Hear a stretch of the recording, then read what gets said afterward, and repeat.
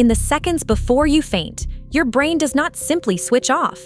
Blood flow falls. Your vision may close in from the edges. Sounds can become distant. Your muscles lose control. Then you collapse, and the fall itself may be what brings you back.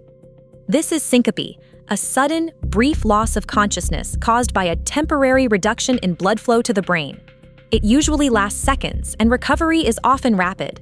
But the chain reaction begins before the blackout. Your brain consumes energy continuously, yet it keeps almost no reserve of oxygen. Consciousness therefore depends on an uninterrupted supply of blood carrying oxygen and glucose. Unlike sleep, fainting is not an organized state the brain chooses to enter. It is the consequence of circulation becoming temporarily unable to support awareness. Imagine standing in a hot, crowded room. Gravity is already pulling blood towards your legs.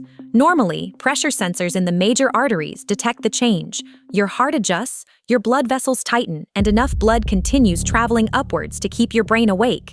Then, the system misfires.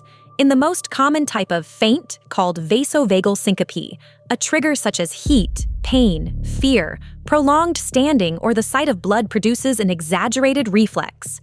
Signals controlling your circulation suddenly change. Blood vessels relax.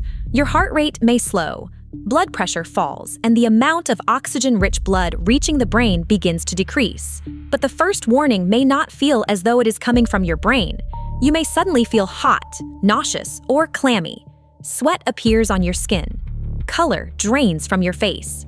These are signs that the autonomic nervous system, the network controlling heart rate, blood pressure, and digestion, is rapidly changing its instructions. Now your senses begin to narrow. With less blood reaching the brain, vision may blur, darken, or contract towards the center. Sounds can seem muffled or unusually distant. Thinking becomes difficult. Balance weakens, and the floor may appear to move. Some people hear ringing, lose fragments of memory, or make a few brief jerking movements after collapsing. Jerking alone does not automatically mean that the event was a seizure. At this point, consciousness is becoming impossible to maintain. The muscles responsible for posture lose their command. Your knees buckle, your body becomes limp, and you fall. Then comes the paradox. While the collapse can cause injury, becoming horizontal removes much of gravity's pull against blood traveling to the brain. Blood can return more easily, pressure begins to recover, and consciousness often comes back within seconds. Even after waking, a person may remain pale, sweaty, nauseous, or exhausted. Standing again too quickly can make the same circulation failure happen a second time. The blackout may be brief, but it is not always harmless. Not every faint is vasovagal. Standing up suddenly can cause an orthostatic drop in blood pressure. Dehydration, heat, medication, or blood loss can reduce circulation. More seriously, an abnormal heart rhythm or structural heart problem can abruptly reduce the amount of blood the heart pumps, and one detail changes the level of concern: how the faint happened.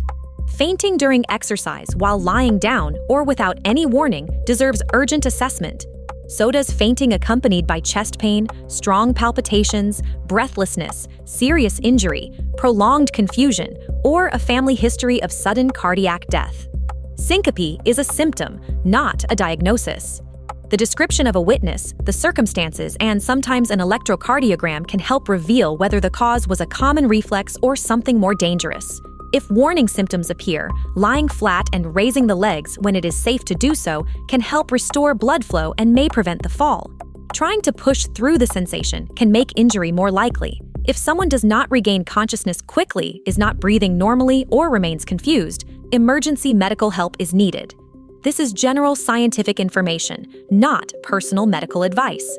A faint is not your brain running out of power. It is a temporary failure to deliver enough blood to keep consciousness online. The darkness is only the final link in the chain. The real story begins seconds earlier, inside the circulation that keeps your brain awake.